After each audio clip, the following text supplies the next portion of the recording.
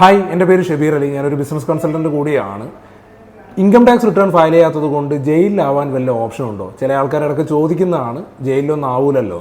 പക്ഷേ അങ്ങനെ ഒരു കേസ് കഴിഞ്ഞ ആഴ്ച നടന്നിട്ടുണ്ടായിരുന്നു. ഡൽഹിയിലുള്ള ഒരു ലേഡി 2013-14 വർഷത്തെ ഇൻകം ടാക്സ് റിട്ടേൺ ഫയൽ ചെയ്തിട്ടില്ല എന്നുള്ളതിൻ്റെ പേരിൽ 6 മാസത്തെ തടവ് ശിക്ഷയ്ക്ക് കോടതി വിധിച്ചിരിക്കുകയാണ്. താൽക്കാലികമായിട്ട് 1 മാസം ജാമ്യം കൊടുത്തിരിക്കുകയാണ്, ഇതിനെതിരെ അപ്പീലും കാര്യങ്ങളൊക്കെ കൊടുക്കാൻ വേണ്ടിയിട്ട്. ബട്ട് അങ്ങനെ ഒരു കോടതി വിധി വന്നിട്ടുണ്ട്. അപ്പോൾ ഇൻകം ടാക്സ് റിട്ടേൺ ഫയൽ ചെയ്തിട്ടില്ലെങ്കിൽ ഇൻകം ടാക്സിൻ്റെ 276 വകുപ്പ് 279 വകുപ്പൊക്കെ ഉണ്ട്. ആ വകുപ്പൊക്കെ അനുസരിച്ച് ഇങ്ങനെയുള്ള പരിപാടികളൊക്കെ നടക്കും. അപ്പോൾ ഇൻകം ടാക്സ് റിട്ടേൺ ഫയൽ ചെയ്തിട്ടില്ലെങ്കിൽ ജയിലിൽ പോകുമോ എന്നുള്ള ചോദ്യത്തിന് അങ്ങനെ പോകും എന്നുള്ളതിൻ്റെ ഒരു തെളിവാണ് ഇപ്പം ഈ പറഞ്ഞ കേസ്. പക്ഷേ നമ്മുടെ നാട്ടിൽ എല്ലാ ആൾക്കാരും ഇൻകം ടാക്സ് റിട്ടേൺ ഫയൽ ചെയ്യണോ? ആരൊക്കെ ഫയൽ ചെയ്യൽ നിർബന്ധമാണ്? വരുമാനമില്ലാത്ത ആൾക്കാർ റിട്ടേൺ ഫയൽ ചെയ്യണോ? ഇങ്ങനെ ഒരുപാട് ചോദ്യങ്ങൾ നിങ്ങൾക്ക് ഉണ്ടാവും.